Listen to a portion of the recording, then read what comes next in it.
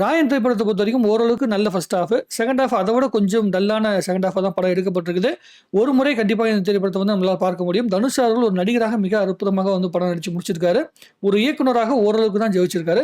Power Pandi படத்தில் கொடுக்கப்பட்ட அந்த ஃபீலிங்ஸை வந்து ரொம்ப அற்புதமாக இதில் கடத்த முடியாத ஒரு நிலைமைக்கு வந்து தள்ளப்பட்டிருக்காரு. பாஷா மாதிரியான ஒரு மாசான படங்களை வச்சு அதோட டெம்ப்ளேட் எடுக்கப்பட்ட படமாக இருந்தால் கூட பாஷா படத்துடைய இம்பாக்டை அந்த அளவுக்கு ஏற்படுத்த முடியல அப்படிங்கிறது தான் வருத்தப்பட வேண்டிய விஷயம். படத்தில் நிறைய ஆக்டர் இருக்காங்க. செல்வராகவன் இருக்காரு, விஜயசூர்யா இருக்காரு, சரவணன் இருக்காரு, பிரகாஷ் ராஜ் இருக்காரு.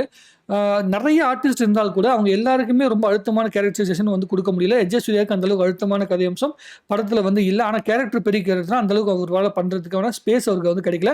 செல்வராகவன் ரொம்ப நல்லா வந்து பண்ணியிருக்காரு.